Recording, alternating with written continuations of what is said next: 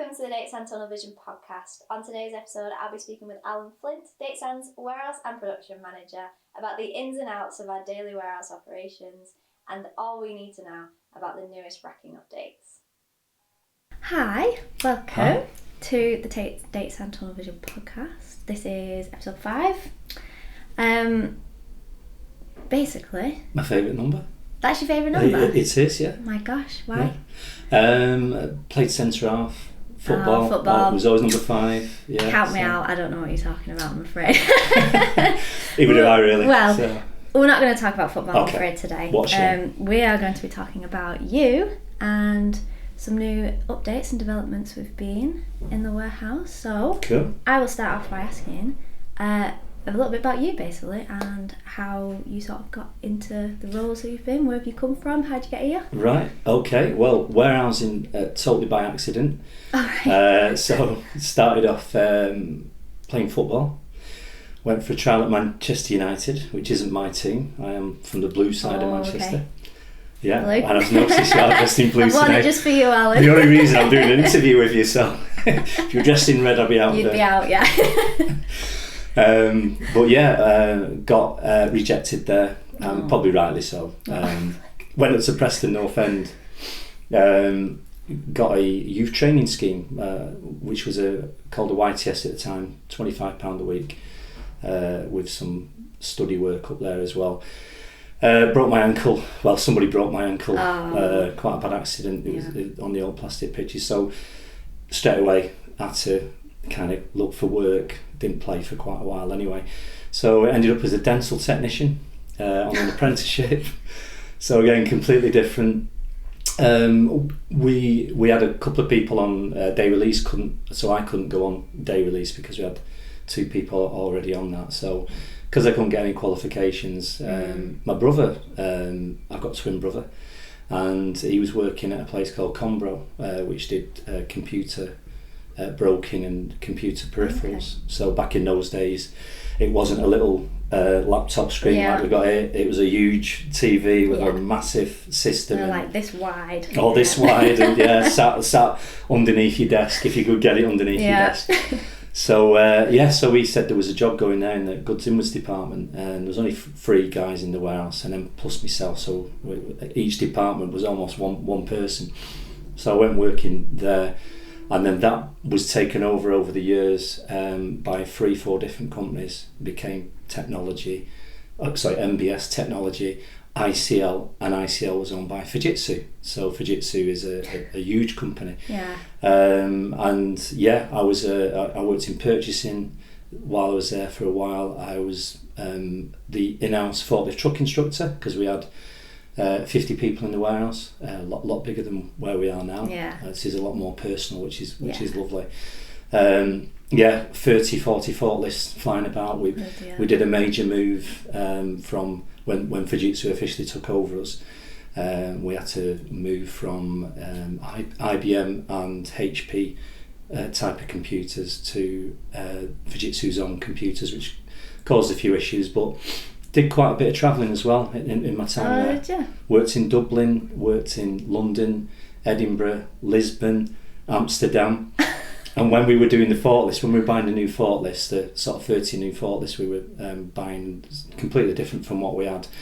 I had a few days away in Stockholm, and where the trucks were being showcased, and then we went over to Helsinki to have a look at a warehouse that had all these forklift trucks operating, and then I was part of the decision to buy 650 grand's worth of forklifts. Woo. So that was interesting. What was your favourite place to travel out of?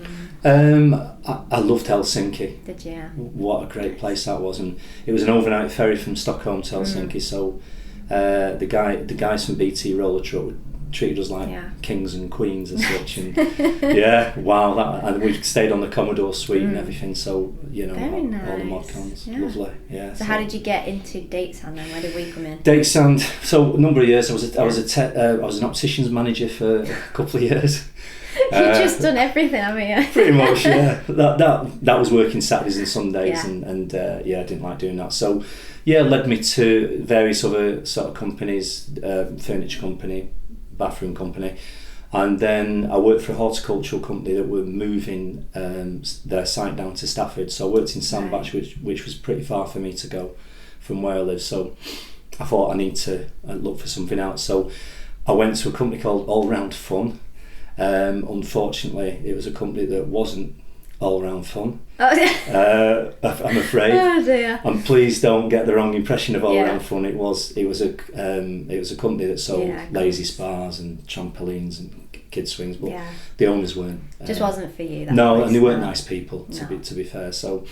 One December, it was in December when I was thinking I really don't want to be here anymore. I saw a role saying works in production manager, so I thought, well, I'm more sort of suited to warehousing, but you know what, I'm going to have a look at that. Quite fancy it.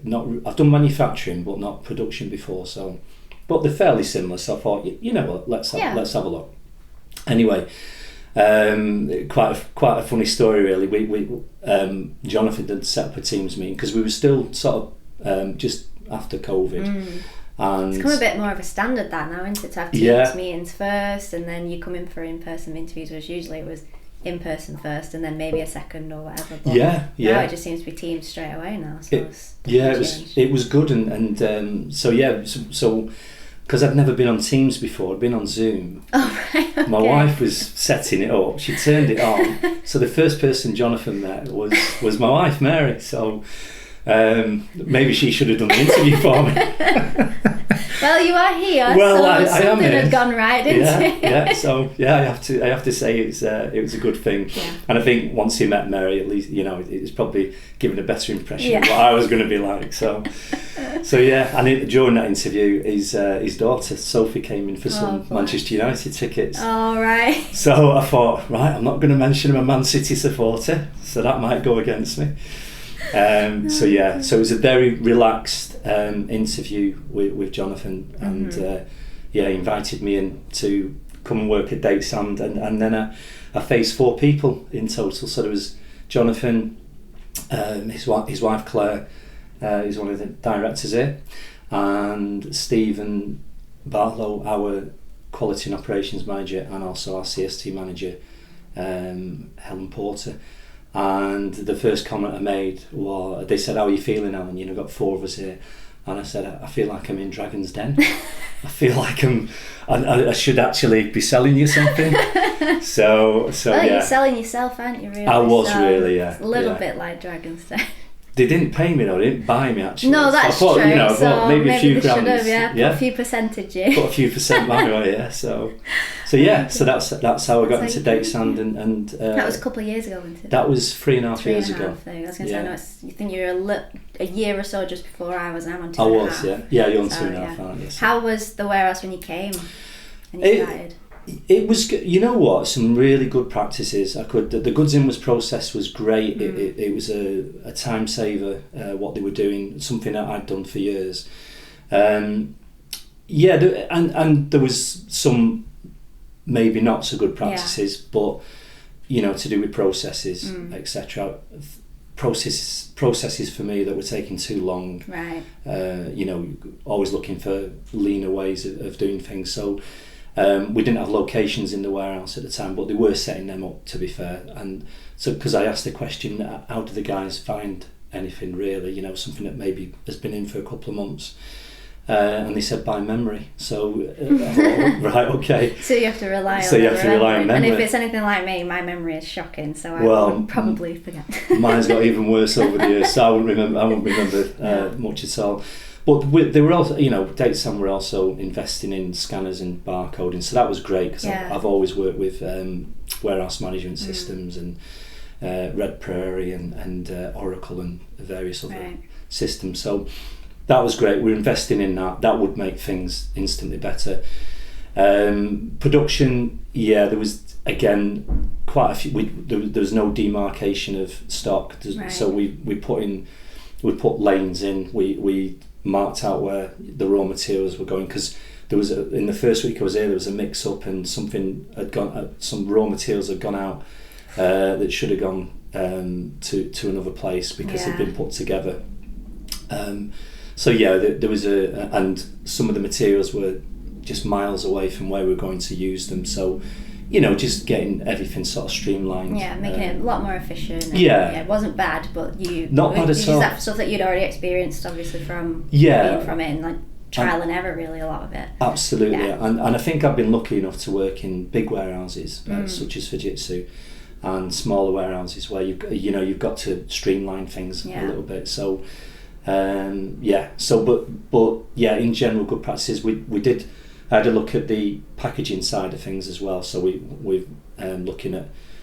I noticed the wrappers were quite old, pallet wrappers. So again, I knew of wrappers that would stretch the wrap 250%. So and also make your load more secure. Right. So saving money on plastic.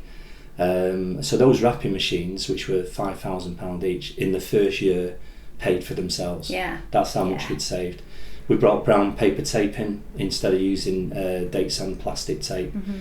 Again, we were saving probably 300% on that. Right. And then I looked at the waste side of it. We had these massive skips outside where everything was being thrown in, even wooden pallets. So we were spending about $9 grand a year. So we've now reduced that down to between £2,000 and £3,000 a year. Do you find it easier or harder maybe to implement changes when it's a bigger warehouse or a smaller warehouse?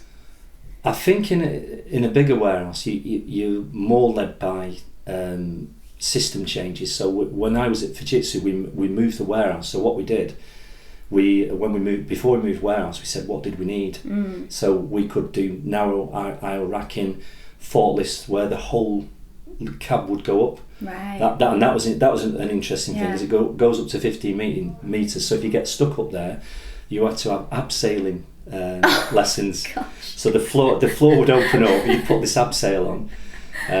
So we had quite a bit of fun with that. With with this HR manager, he wanted to test it out. So as you can imagine, the abseil thing's gone underneath his backside. Yeah. So we kind of just kept moving it a little bit. He was quite sore by the time we got down. But yeah, so that was interesting. But in smaller warehouses, what you have to do is think, okay, we could have a lot of stock here, and it's happened at Datesand. We've used storage in the past, but since I came in, I said, let's get it in here. A good reason for having it in storage, because the places where it was going into, the transport was very close, but there was still storage costs. So we brought that in house. So that increased our stock here. So it's just like here, really. When you start seeing an increase in stock, what do we need? Again, faster moving products. What can we do? Can we use replenishment? Looked at replenishment here. We tested it out. Didn't really work as such. So it's trial and error. It's different from every place, isn't it? So something that might work in your past is not going to necessarily work here. Absolutely. So I think we've just had the new racking point, haven't we? We have, yeah. So I'm assuming a lot of that was because of storage and trying to be more efficient and stuff. Do you want to tell us a bit about why we've done that then?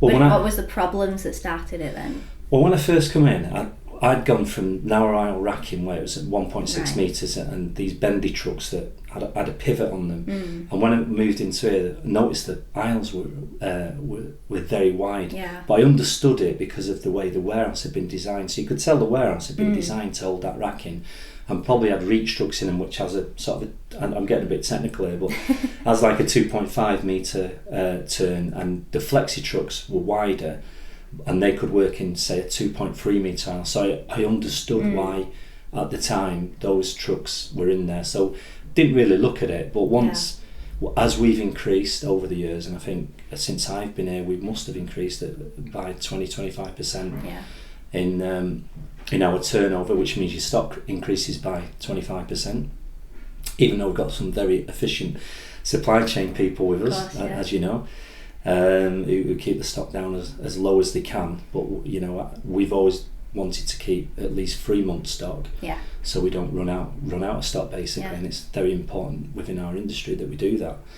So so we would then tend to find that we're having to put it into other places in the warehouse where we didn't necessarily need it. So I measured it all out, and I thought, we can actually, if we invest in some newer narrow aisle trucks, because that was the thing, we had such a good deal with the old trucks. Yeah. They were getting old, they needed new batteries, they were starting to break down a lot.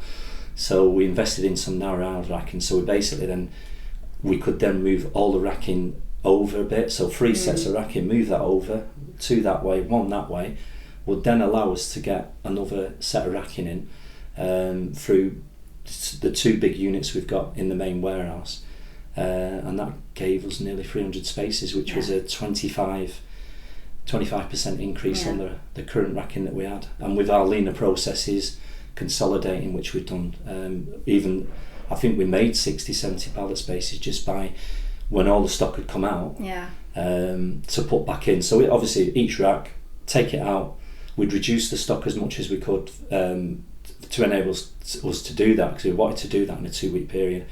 So we moved it all out, and then as we were moving it out, we were consolidating stock, putting it together, and then once the guys had moved the racking over, that would go back in. So that happened with 3 sets of racking. Worked really well with the guys that we'd got in to do the racking move for us. They were pretty quick, weren't they? They were, yeah. Steve and Steve Simon and his team were just brilliant, to be fair. So yeah, we got it done in 8 days. Super quick. No effect to the business. No. We had a guy coming in. We had Rick coming in at 6 o'clock in the morning. He was doing a lot of the picking to get that out of the way. Yeah. We were working a little bit later after business hours to ensure that we could get things in and out. So I must admit, it's the smoothest move we've ever done. Yeah, we had some bad ones. We moved the furniture place. We moved furniture, so it was settees and beds and all kinds of stuff, and the transportation of that to move it to another warehouse, and the racking that was in there, we had to change all the racking. Right. So we had to take a lot of our old racking out. So you imagine we're trying to do this move. We've got to move everything first, put it all on the floor where we were, then move all that racking that we had, then buy more racking because we were increasing, because we'd been taken over by a company over in Ireland. So yeah, this one was that nice was not and pleasant. smooth, and not like that one. It was great. It went like a dream, really. Very good. And you know, with the team that we've got in the warehouse who just basically get stuck in and get it done. I find it really fascinating, because I've worked in 2 shops before, and one of them was literally like a tiny little corner shop. So our warehouse, if you will, was like a bit of racking that goes around. There's no fault, you couldn't fit a forklift truck in there at all. Even if you tried, you could barely fit yourself. And then we get like delivery come in, and they come in like those cages and stuff, and you're like squeezing past it because we've got no space for everything. And then I'm like, I used to use we used to call them guns, but I think when I moved to Max's, they used to call them handhelds. Yeah, which is what we've got. So I was like, fair enough.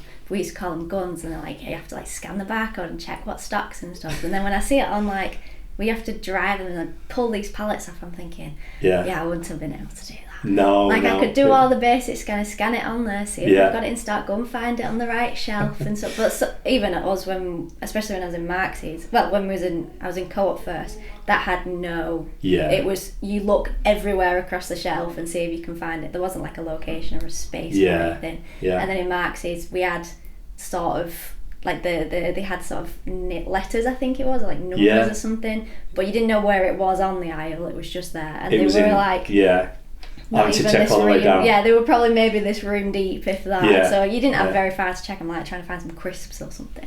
But I see them working on it. Like, I've seen them been using the new forklifts. I spoke to Rick and Josh and stuff, and they said like at first they were a bit whether they were going to like it or not, if it was going to be. And then Rick said he found it quite hard actually to drive those new bendy ones, because I thought they were quite interesting. I've never seen anything like that. It was really weird.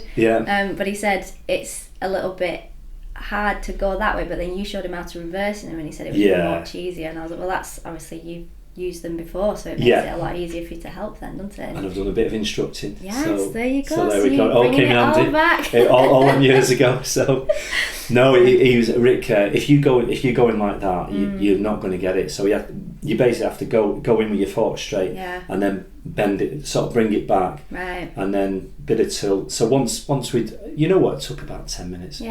And now he's absolutely flying. He loves it, yeah.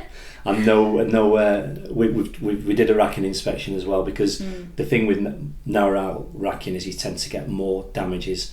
And we've had a clean report so far. Very good. That's what we like. And that was all down to my teaching, rather than Rich. It's only ever you, isn't it? No, they're great. It's Josh and we've got Mason as well. Ghosh is starting to use the truck in there now. Yeah.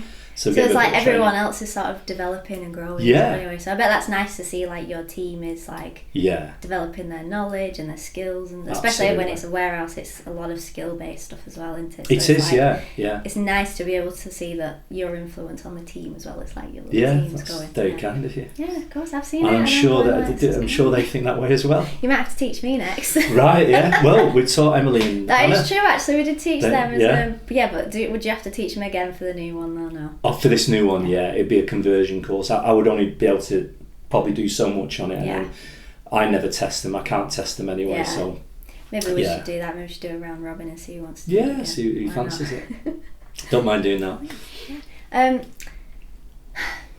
Do you have any advice for anybody that's sort of in your position? Maybe it could be something like working in a warehouse, if it's doing things like this, like new infrastructure, new racking and stuff, or if it's just you didn't know what you wanted to do. Your dream got kiboshed of being a footballer. It did, yeah. And then now you're in this. Which Mary constantly tells me about. You could have been earning thousands. Could have been earning all these millions, couldn't you? Not a Preston North End at the time. £25 a week was not going to get us there. So what you're telling nice me holidays. Is don't do what you did and actually play the football instead. Is that your play advice? the football. Forget warehousing. Yeah, it's a lot simpler. It's a short life, and then you can retire. That is true. That'd be great. No, I think have an open mind. Yeah. Don't you can easily get. I think if I'd remained at Fujitsu, my twin brother still works there. Really? He's been there for 39 years now. So if I describe anything that I've done at the furniture place at Datesand or anything like that, he's no idea, because he's always worked with the same forklifts. They're still in that warehouse now, which is is fit for purpose for them. So I think to bring him out of that would be difficult. Yeah. And you know what, warehousing, and people might not believe it, has taken me to quite a few nice exotic places. It's a lot more different than what people might think. It's like, you just sit and you work in a warehouse and you do the same job over and over again, but actually there's so much more to it, and it can broaden so much in your life. Absolutely. You don't even realise. No, and I think that the good thing here is it's such a good atmosphere, and all the changes have been positive, and that's not just from me. That's saying to the guys, look, what's giving you issues. So that's why I think I've seen managers who basically tell the staff what to do. Just, that's what you're doing. That's the way you do it. We're not changing. It's always worked. Yeah. When actually, if you just sit down with them, have a walk round, even if you see an issue, just say, look, I've just seen this, and it seems to be we seem to be doing that a lot. What do you think? Well, you know what, Alan, I think we should move this here. So one of the things we did with the racking move was to move some of the bedding and some of the enrichment closer to dispatch. Right. So because we were moving everything out, it gave us an opportunity to do that. Yeah. We were doing it to an extent, but now we've moved it. Yeah, it makes it easier. So I'd say for anybody, don't dismiss warehousing. We got something at Fujitsu once where these sales guys had given us these 20 questions. So one of the questions, and it was just daft questions. Right. What time is news at 10 on that? And they say they'll guarantee that the warehouse won't be able to answer that. So they shouldn't get that. I know. Yeah. Don't have that, Alan. Well, we played them at football, and there was a few injuries after that.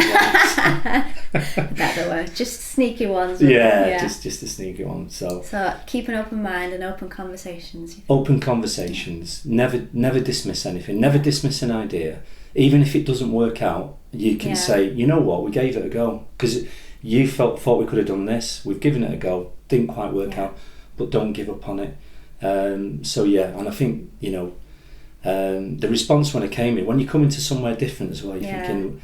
I saw the pictures on the website, and I looked at a couple of people, and I thought, think I might have a problem with him or an issue with him just by looking at them. But then when I got to meet them, I thought, I've got a good little team here. So keep an open mind, never dismiss anything, and eventually find the place that you want to be at. And that's what I've done with Datesand. And now you're here forever. Hopefully, hopefully. So I'm getting a little bit older now, but I think experience, I still keep fit by helping the guys in the warehouse when we need it. So fingers crossed, the owners will still be happy with me another 6 or 7 years time. So, I think they will. Hopefully.